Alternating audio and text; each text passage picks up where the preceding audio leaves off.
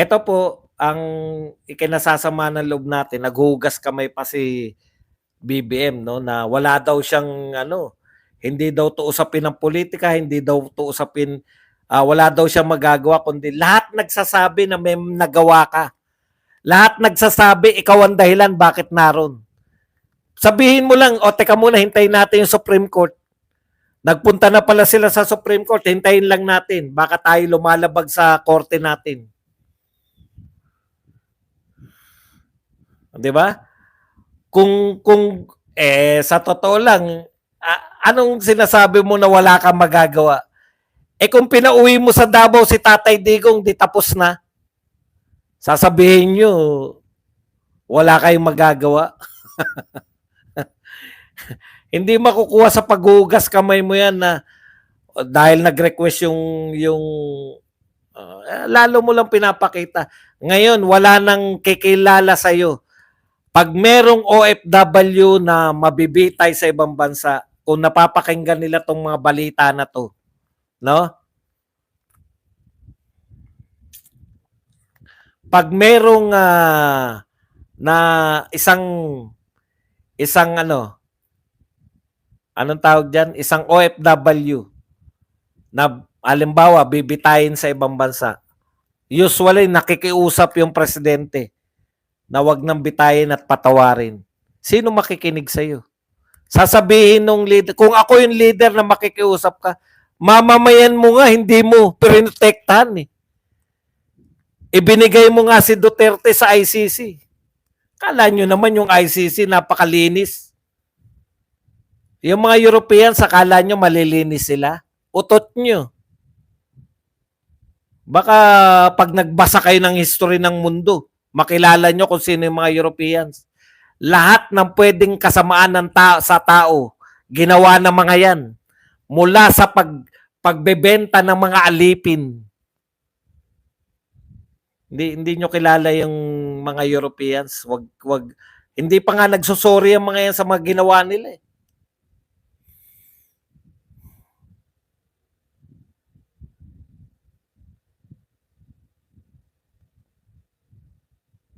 Kararating lang po ni Tatay Digong sa Dahig Live po. Yan. Ang ayaw ko lang po, yung nagpapaawa effect pa kayo. Naghugas ng kamay si Marcos, etong mga tauhan niya naman ay kala mo mga santo eh. Tignan niyo po itong sinasabi ni Claire de la Puente po. Ano sabi ni Claire? Papaano magiging kidnapping kung may warrant of arrest? 'Di ba? May warrant of arrest daw kaya hindi 'yun kidnapping. Utot mo, Claire. Abogado ka, alam mo. Sabi ng presidente, walang jurisdiction. Ibig mo sabihin, kahit wala kayong jurisdiction dito sa Pilipinas, basta na lang kukunin yung mamamayan natin? Ang tanong ko lang sa iyo, Claire, saan naganap yung pinagbibintang ninyo na kaso ni Duterte? Sa Pilipinas. Sino yung sinasabi niyong biktima daw ni Duterte? Mga Pilipino. Sino ang nag-perpetrate? Isang Pilipino, si Duterte. Si Duterte ang suspect.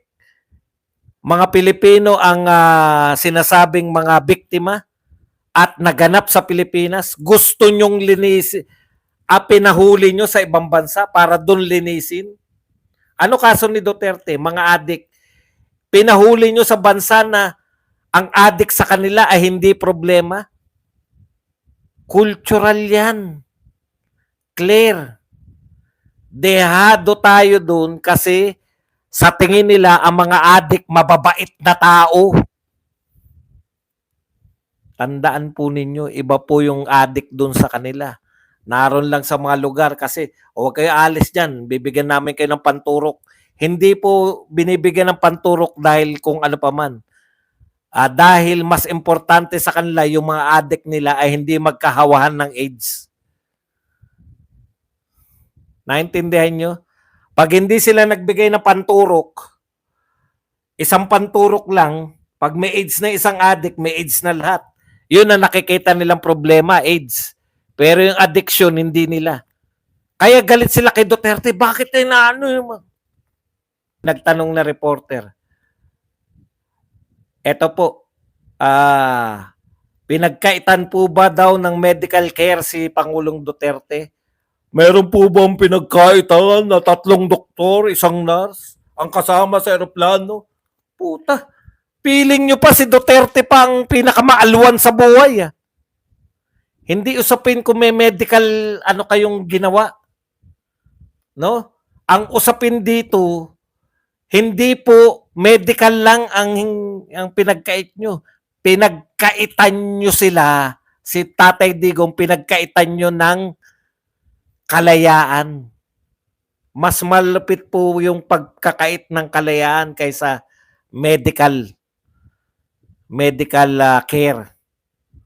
Pinagmalaki pa. Meron po ba? Ganito pa style ni Remulla. Meron po bang pinagkaitan na 3 doktor? Tapos, yung ambait ng tignan, alam niyo po, wag na kayo magpaawa. Tapos, eto pa si Claire ulit. Last na po to. Ang sabi ni Claire, saan ka na ba, Claire? Okay. Palas denounces BP Sara's state kidnapping claim over PRR disarrest. O nag-react po sila, kinukundena daw nila yung pagsasabi ni BP Sara na kidnapping, state kidnapping yung ginawa kay Tatay Digong. Kayo na naman ang inapi. Pinagbintangan na naman kayo ni Sara Duterte ng state kidnapping. Kayo na naman ang kawawa, kayo na naman ang inapi. Yan po ang ating mga kalaban. Sila kayo pa dapat kaawaan ng Pilipino dahil pinagbintangan kayo state kidnapping, Claire? Anti-Claire.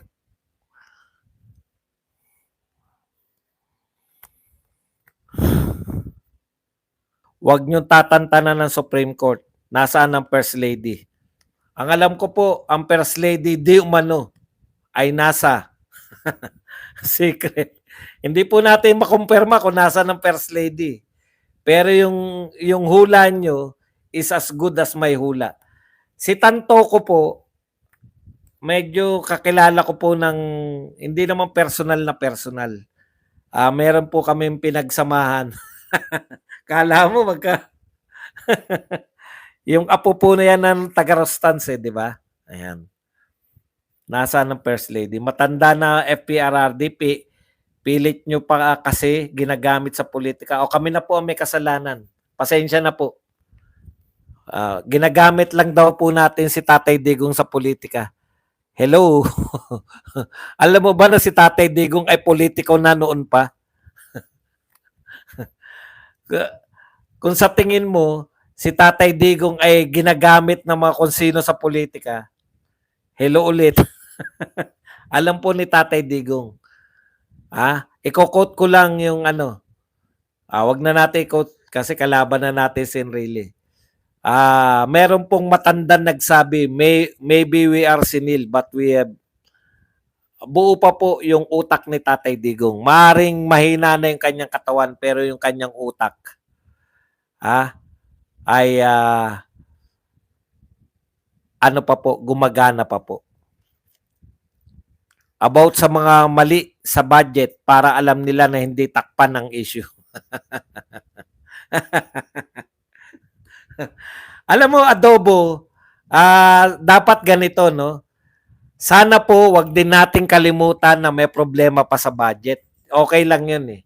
Pero yung sasabihin mo na pagtatakip tong issue ni Duterte sa budget, kalokohan po yan. Ito po, usapin po to ng sovereignty. Sa ibang bansa, wala pong mas mahalaga kundi ang soberenya. No? Wala pong mas mahalaga sa soberenya. Yung krimen, nangyayari po yan. Pero ang soberenya, yung isusuko mo, ang isa mong mamamayan sa dayuhan na walang kinalaman sa'yo, ang lahat po ng mamamayan pinaglalaban yan, yung karapatan. No? Kaya hindi ko maintindihan kung saan nanggagaling yan. Adobo.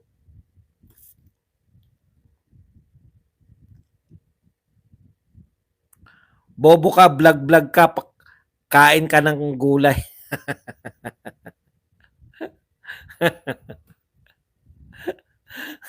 Nainggit ka ba? Gusto mo trinay mo bang nag-vlog? Tapos, Walang nanood sa'yo.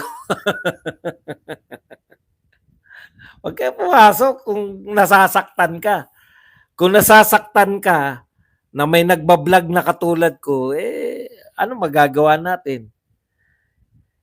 Rights po. Yan. May araw din. Yan. Si Astrid Elia. Hello. May araw din mga hayop na yan. King talaga ang Torewata na yan. May araw din. Sarap dukutin ng mga yan, lalo na si at ibaon ng buhay. Huwag ganun. Pinagkaitan ng due process. Yon, due process. Walang due process si Tatay Digong. Ayon mismo sa kanilang patakaran. Pero in the first place, dapat nga hindi natin kinikilala yung ICC. Di ba? Kinikilala. Hindi po makauwi gawa ng pagkamatay sa hotel overdose ng drugs. Tanong Boss Buds, kung nag-run sana ng SC ang TRO, ano po allegedly, di ba? Hindi sana madala sa Hague si PRRD, di ba? Kung nag-run sana ng SC ang TRO, hindi po. Kung hindi sana hinuli si Tatay Digong, hindi sana, di ba? Hindi sana madadala. Kung sinunod sana ng mga humuli yung patakaran ng mismong sinusunod nila kung bakit nila hinuhuli si Tatay Digong, yung ICC, hindi sana mapupunta sa Netherlands. Ganun po ha. Okay. Yang si Claire, dahil sa ambisyon, umurong ang utak sa tumbong. Madami sa mga pinklawan na naging ganyan, matatalino pero mas naging bobo pa sa walang pinag-aralan. Be alert dahil gagawin itong admin na ito lahat matakpan lang ang totoong issue. Ano po nyo po, unfair naman po sa aming mga Duterte supporters. Natawagin nyo pong pagtatakip lang sa tunay na issue yung ibig nyo po bang sabihin hindi po issue itong pagdakip? Before po yung mabuksan yung mga issue na sinasabi nyo, alam nyo po, sa totoo lang po, no? Huwag po nyong maliitin yung mga Duterte. Matagal na po naming ipinaglalaban itong ICC na to. Laban na po to ng mga Duterte. Kaya wag nyo pong maliitin na hindi to tunay na issue. No? Alam ko naman kung kanino kayong grupo. Wag po. Baka makasama po yan sa gusto ninyong ano. Maganda na maganda, straight na kami. Wag nyo po kami sagaring mga Duterte na maliitin yung pang-api sa mga Duterte na hindi totoong issue. Manghingi muna kayo ng clearance sa amo nyo. Baka madamay pa yung amo nyo sa lintik na hindi issue yan.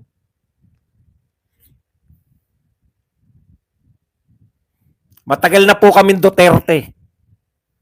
Huwag nyo po sabihin sa amin na yung kidnapping, ayon kay BP Sara, yung kidnapping na naganap kay Tatay Digong ay hindi issue. International community nga, kinikilala yan bilang issue. Hindi ko kayo maintindihan no, kung bakit nyo paulit-ulit na sinasabi rito na hindi issue yung pag-kidnap kay Tatay Digong. Ano issue? Lintik kayo. Duterte kami rito.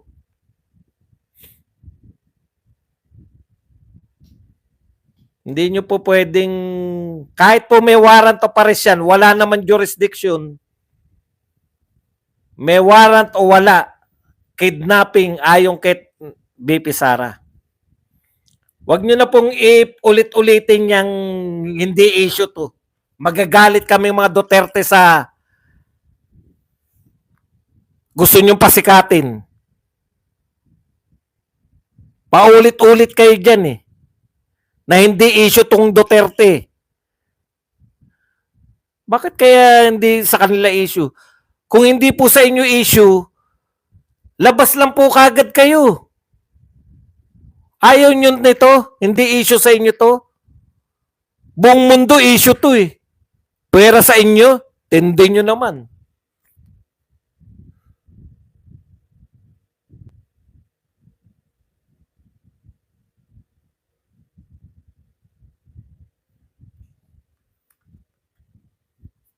Okay. As a Singaporeans glaring to us what they did to President Rodrigo Duterte, was brazen case of abduction and kidnapping. You Marcos Nocho Jr. Konti na lang masasagad na talaga kami mga Duterte supporters. Nagtitimpi lang kami kapag sumobra. Kayo tulad ng pagmamayari kay nangyari kay Perdi, makikita talaga hinahanap nila. Nag-traitor si BBM. Kidnap po yun kasi may sarili po tayong Supreme Court. Correct. Bakit din nila sa ibang bansa? Ito po, yung pahayag ng isang matalinong tao, si Jun Abela, dating tumakbo rin yata ito na presidente, di ba? Ayan. To surrender a citizen to the ICC is an open admission that our own justice system is incapable. This does not bode well for the nation. It sends a negative signal that it is incapable, dependent, has little control over its own system, and it weakens investors' confidence.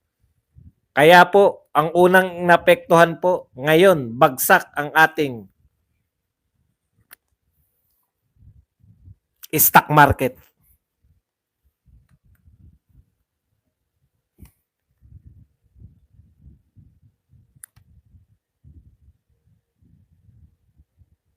Nag-aalisan na.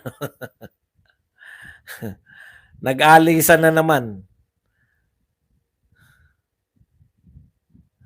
International ng Duterte versus ICC BBM. Tunay. Mali ang paghuli kay FPRR dito ang nasa ruling na ICC Article 59, arrest proceedings in the custodial estate. Arrest proceedings in the custodial estate.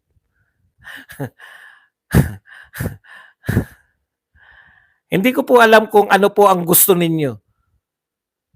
Siguro, nagandahan kayo, marami ba nanood doon? Okay, walang problema. Ano ba naman yan? Kaya lang, parang pinamumukha nyo pa. Wala kang kwenta magpaliwanag sa article. Ang paliwanag ko po ay paliwanag para po maintindihan, hindi po para mas magaling ako kung kanino. Hindi po ako nakikipagmagalingan.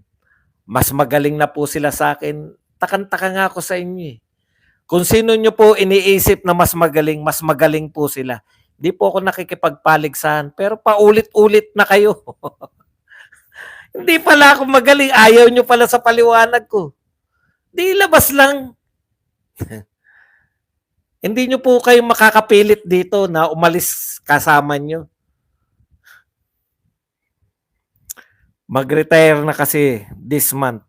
Boss Buds, kung yung mga Europeans pinapahalagaan ang mga adik, sana si BBM na lang ang kinuha nila. Hindi si PRRD. Ito po, bibigyan ko kayo ng halimbawa. Marami na tayong sinunod sa kanila eh. Di ba? Nakakala natin tama.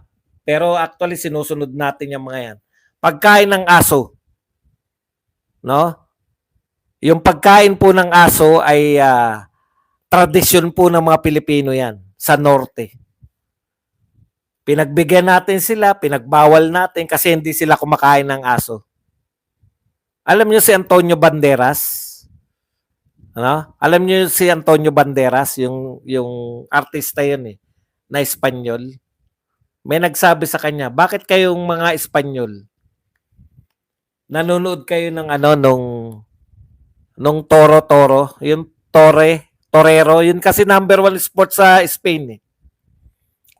Yung may torero, papatayin yung bullfighting. Hindi ba ano yan, yung yung pagmamalupit daw sa mga hayop, yung bullfighting. Tradisyon namin to eh. Ikaw, ano yan suot mo? Di ba naka-leather shoes ka? Alam mo ba kung saan galing yan? Alam mo kung saan galing yan leather shoes mo? Ganun po yun eh. Leather shoes, balat po ng baka yan o balat ng hayop. Hindi nyo nga napipigilan yung sarili nyo na Animal cruelty yun. Eh, bakit nakabalat ka ng sapatos? Hindi ba animal cruelty din yan? Kanya-kanya lang po yan eh. Di ba? Yun po, ipokrito, correct. Pero ang problema nga, iba yung culture nila. Hindi nila nakikita na yung problema ay ng droga ay problema. Kaya, galit sila sa mga gumagawa ng war on drugs. Pumunta kayo sa mga problema ay droga. Hindi po kaya namamanhid na ang mga Pilipino sa lahat ng kabalbalan at pagmamalabis ng BBM admin? Wala tayong magagawa. Kung namamanhid kayo, despite ng lahat ng ginawa ni Marcos, iboboto nyo pa rin yung 12 niya, ano magagawa natin? Pero aangal pa rin ako dahil ako ay vlogger. Ginagampanan ko ang tungkulin ko na ilantad yung mga katiwalian. Pero kung kayo, okay na sa inyo na may katiwalian, wala na sa inyo, na-immune na kayo, pwede naman mangyari yun. Pero may kapangyarihan kayo, ayaw nyo gamitin, ano magagawa namin? Di ba? Ano magagawa ko? Hindi ako magagalit sa inyo. May trabaho pa rin ako. Magba-vlogs pa rin ako ng mga katiwalian. Pero mananatili po yan. Alam nyo, meron pong ano yan eh, meron pong hangganan ng lahat. Hindi yan habang panahon. Akala ko bagong Pilipinas, nun pala buwang na Pinas. Boss Buds, good AM, romantic moon. Uy, AM na pala. Ano masasabi nyo kay Bato? Ako po, ang masasabi ko lang sa Bato, stay put ka lang kung saan ka. Huwag kang magmatapang na susunod ka kay Tatay Digong kasi talagang isusunod ka na. Maghintay ka lang. Mapapalitan yan. 2028, bago na presidente. Magtiyaga ka lang. Nagtiyaga si Hunasan, nagtiyaga si Ping Lacson. Nung napalitan na yung Pangulo. Kasi political persecution yung ginagawa sa inyo. Di ba? O, ganun lang po yun. Tiyaga-tiyaga lang. Bata ka pa ba to? Hindi pwedeng impose yung mga paniniwala at kultura nila sa atin. Which is, ini-impose na nila matagal na. Hawak kasi nilang PNP, AFP, NBI, CIDG, kaya walang pumapalag. Dati nga, martial law pa eh. Natapos din yung martial law eh. It took years nga lang. Ilan years, di ba? Okay. Eto kaya ako natatawa. May pakiramdam ako na si Tatay Digong ngayon, sa tingin niya, matanda na siya eh. Di ba? Kung ako bibigyan ng pagkakataon na nagawa ko na lahat, na naging presidente na ako, halimbawa, sa nangyari kay Tatay Digong, ano na lang ang kailangan? Yung maitala ka sa kasaysayan, yung habang buhay kang titingalain na bayani. Di ba? Hindi kaya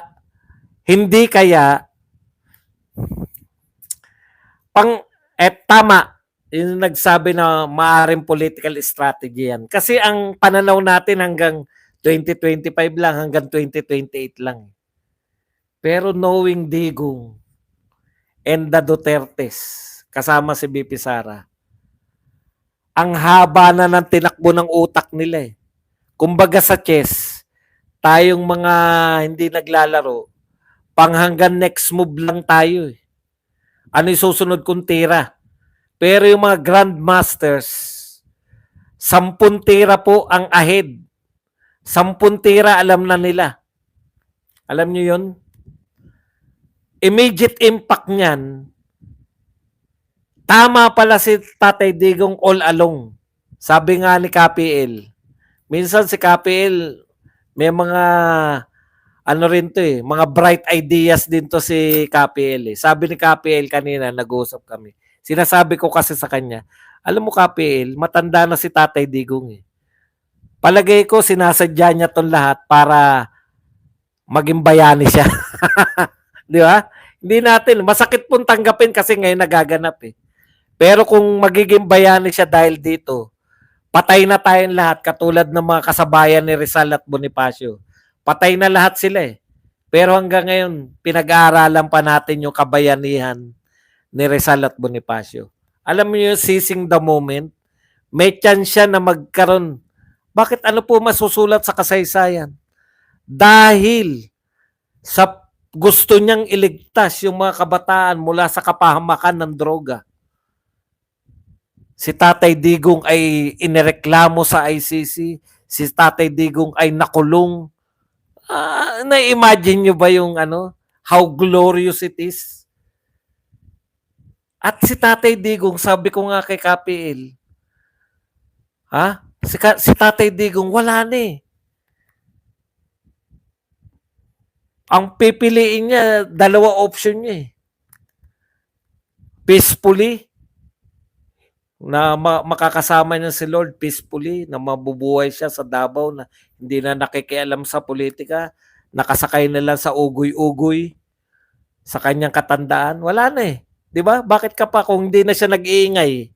Kung hindi na siya kumikibo, pero hindi 'yun ang pinili niya eh. Sa mga huling bahagi ng kanyang buhay, pinili niya pa na ipaglaban kung ano yung tama. Pinili niya panlabanan yung kasalukuyang pamala. Dalawa yung pagpipili niya, di ba? Paugoy-ugoy na lang siya sa buhay. Pag may dumadalaw sa kanya ron, lalabasin niya na nakachinelas, papapicture sa kanya. Hanggang isang umaga, umabot ng 110 years, biglang mamamayapa na siya. Or, hanggang sa huli, ipaglaban niya kung ano yung tama. Nakukuha niyo yung option. Given, kung ako mabibigyan ng option ng ganyan, doon ako sa huling lakas ko na, ilalaban ko pa. Hindi naman ako mabibigyan. Bibihira po. Bibihira yung nabibigyan ng chance sa katulad ni Tatay Digong. Yun yung sinasabi ko sa inyo na mamaya may balik yan. Mamaya isa-sum up ko yan na, di ba? Given a chance. Kung ako ngayon, sa kaalaman ko ngayon, bigyan ako ng pagkakataon ni katulad ng kay Tatay Digong na pwede naman siya eh. Sa tingin nyo ba wala siyang, hindi niya naisip yan na pag pumunta siya sa Hong Kong, maaring gawin sa kanya? Pwede naman siyang manatili sa Davao eh. Pwede siyang paugoy-ugoy na lang dun. Hindi na ako sasama sa mga rally nyo. Kasi thunders na ako eh.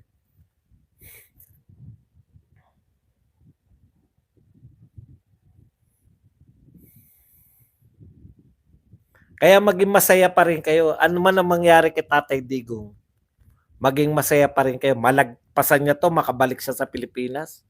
Maging masaya kayo kasi makakapiling natin siya.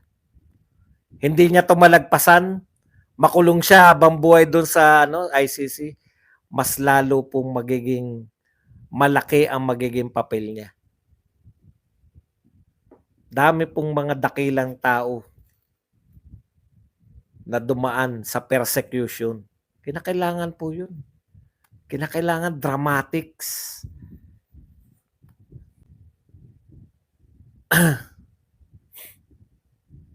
Correct. Yan si Minandro. Medyo mas may edad sa akin yan. Ikaw, Minandro, mabigyan ka ng pagkakataon. O anytime eh. Hindi ako maunawaan ng mga kamag-anak ko, hindi ako maunawaan ng mga ano ko. Meron ako nabasa eh. Rizal is anong tawag dito? Conscious hero. Lahat ng ginagawa ni Rizal, alam niya na para maging hero siya sa mga susunod na panahon. Analysis po yun eh, ng isang historian. Lahat ng mga ginawa niya. Kasi, alam niyo po ba na may time, konting kaalaman lang po alam niyo po ba na may time na gusto siyang iligtas ni Bonifacio?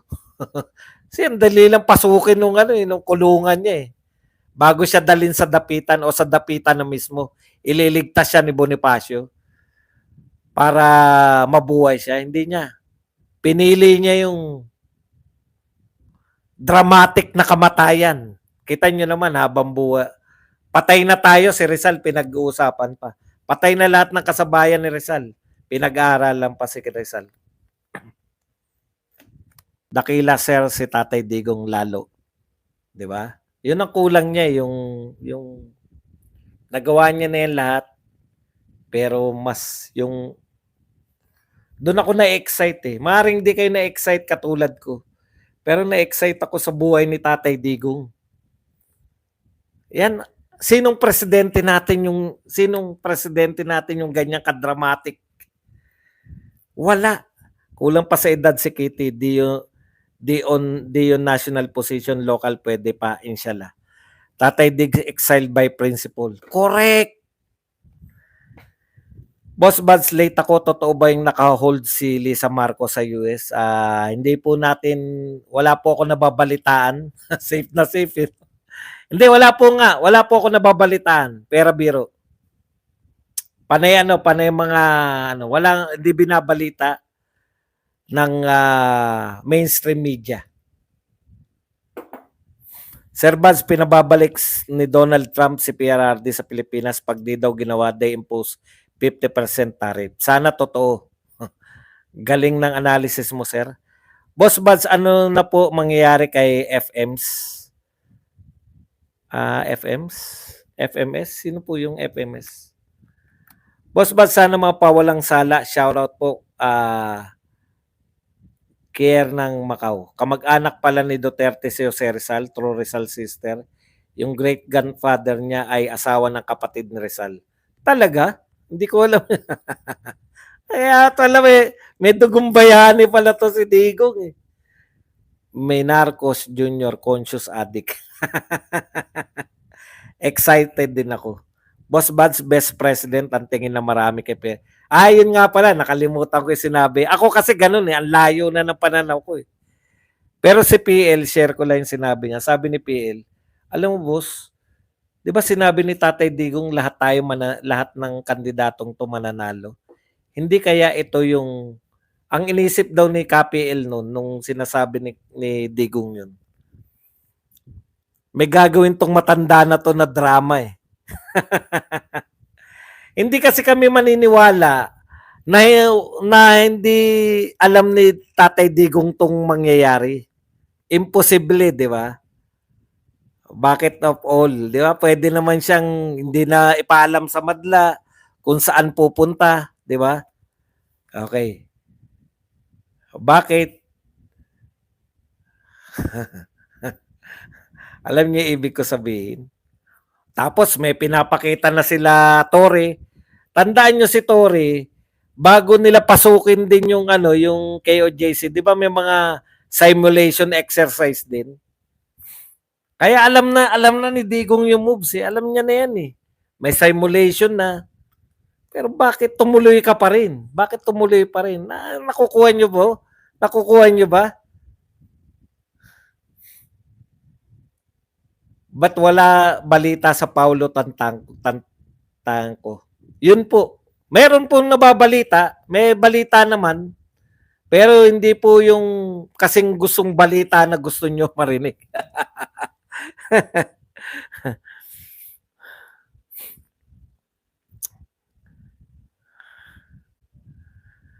Kasi kung si Alice Go nga na, di ba? Nakatakas eh.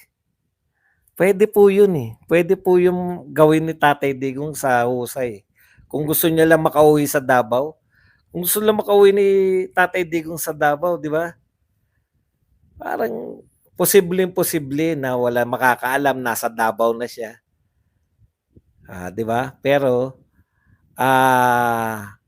pinili niya pa rin to. Taas, sentro ng atensyon ng buong mundo. Buong mundo na. Di ba?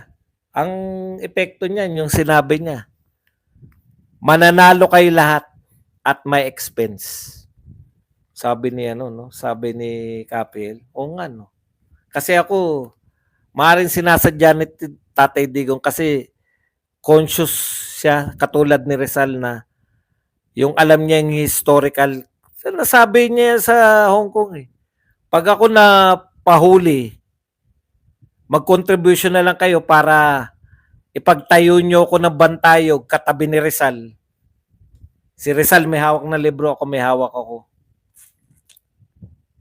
Subconsciously, sinasabi niya yung gusto niyang mangyari sa kanya. Huhulihin siya, makukulong siya, matutulad siya kay Rizal, lalabas na bayani. Hindi po yan masasabi ng tao na hindi iniisip yan eh. Nakikita nyo? Hindi po yan sinasabi ng tao na hindi pumasok sa isip niyan yung bigla. Bigla niya sasabihin nyo na ganito.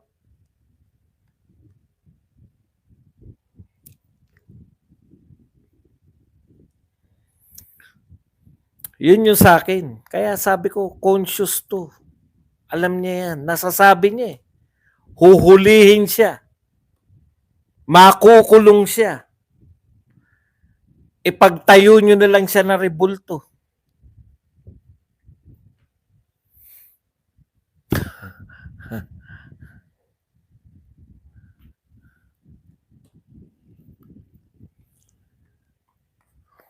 Ang sarap. Ako, natutuwa ako.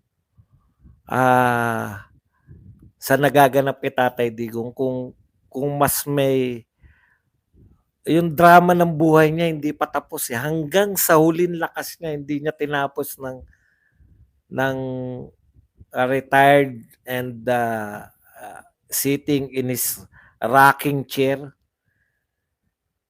at dadaan sa kanya ang kasaysayan, no? He choose to be part. Hindi lang po be part, no?